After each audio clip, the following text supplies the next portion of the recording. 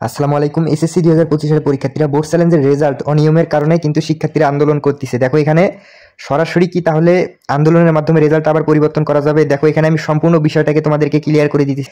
তোমাদের বোর্ড চ্যালেঞ্জে দেখো কতজন শিক্ষার্থী পাশ করেছে। এখানে হচ্ছে টোটালি হাজার হাজার লক্ষ লক্ষ শিক্ষার্থী বোর্ড চ্যালেঞ্জ করেছে। এখানে পাশের হারটা তারা যে 2024 সালে যে এসএসসি পরীক্ষার বোর্ড চ্যালেঞ্জ ছিল তাদের যে রেজাল্টটা পরিবর্তন হয়েছিল, কিন্তু এই বছরে যে রেজাল্টটা এটা কিন্তু তার চেয়েও কম। মানে 2024 সালে বোর্ড চ্যালেঞ্জ করে তার চেয়ে বেশি রেজাল্ট পরিবর্তন হয়েছে, এবছরে তার চেয়ে কম পরিবর্তন হয়েছে।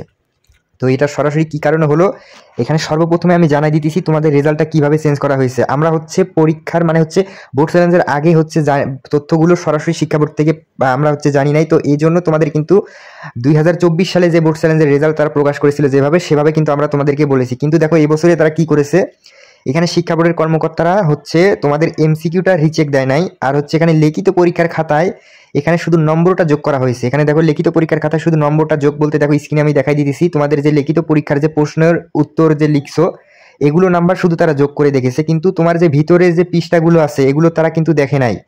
মানে এটা পুরোপুরি দেখো তোমাদের ভিতরে যে খাতাগুলো তোমরা লিখছো, পৃষ্ঠাগুলো লিখছে, এগুলো কিন্তু তারা খুলে দেখে নাই। এখানে শুধু তারা উপরের যে নম্বরগুলো আছে সেগুলো কিন্তু যোগ করে দেখছে। ভিতরে যদি দেখতো তারা যে কোনো সমস্যা হয়েছে কিনা এটা যদি তারা দেখতো সেক্ষেত্রে কিন্তু অবশ্যই তোমাদের রেজাল্টটা পরিবর্তন হতো। কিন্তু এখানে শিক্ষকেরা দেখো শুধু উপরের, এখানে শিক্ষকেরা শুধু দেখো উপরের যে তোমাদের নম্বরগুলো আছে এই নম্বরগুলো কিন্তু তারা শুধু যোগ করেছে। এবং দেখো এমসিকিউতে অনেক শিক্ষার্থী আমাকে মেসেজ দিয়েছে যে ভাইয়া আমার এমসিকিউতে আমি 15টা পাবো এবং সিকিউতে আমার 5 মার্ক চলে আসছিল, কিন্তু তবু আমার ফেল চলে আসছে। মানে 33-এর বেশি পেয়েও তার রেজাল্ট ফেল চলে আসছে। এটা এমসিকিউ প্লাস সিকিউ সে দুইটাতে পাস করেছে, কিন্তু তবুও তার রেজাল্টটা ফেল চলে আসছে। এটা কি কারণে হয়েছে? এটা হচ্ছে এমসিকিউ ওএমআর শিটে ভুলের কারণে হয়েছিল। তো এখানে দেখো সরাসরি শিক্ষকেরা এমসিকিউ ওএমআর শিটে কিন্তু রিচেক দেয় নাই। তো এই ক্ষেত্রে অনেক শিক্ষার্থীর রেজাল্ট কিন্তু ফেল চলে আসছিল। এখন বর্তমানে তাদের রেজাল্টটা কিন্তু ফেলই আছে, তারা বোর্ড চ্যালেঞ্জ করেছে, কোনো প্রকারের তাদের কিন্তু রেজাল্টটা পরিবর্তন হয় নাই।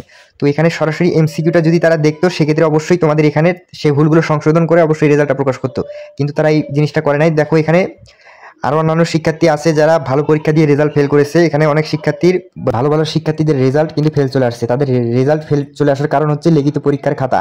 তো লিখিত পরীক্ষার খাতায় তারা হচ্ছে সম্পূর্ণভাবে কিন্তু ভিতরে খুলে দেখে নাই যে তারা কি লিখছে। তো এটার জন্য মূলত এরকম হয়েছে। এবং হচ্ছে অনেক শিক্ষার্থী আমাকে বলেছে যে ভাইয়া আমার এমসিকিউতে আমি 10-এর বেশি পেয়েছি, মানে এমসিকিউতে 10-এর বেশি পেয়েছে, কিন্তু তার রেজাল্টটা পাস চলে আসে নাই। এখন দেখো শিক্ষার্থীদের অনেক প্রশ্ন যে ভাই আমার এমসিকিউটা আমি দেখতে পাচ্ছি না, মানে এমসিকিউতে কত পেয়েছি এটা দেখাইতেছে না।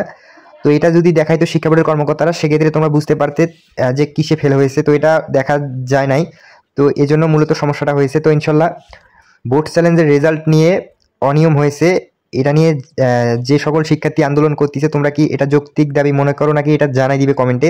তো এই বিষয়গুলো যদি শিক্ষা বোর্ডের শিক্ষা বোর্ডের কর্মকর্তাদের চোখে পড়ে সেক্ষেত্রে তারা একটা ব্যবস্থা গ্রহণ করবে।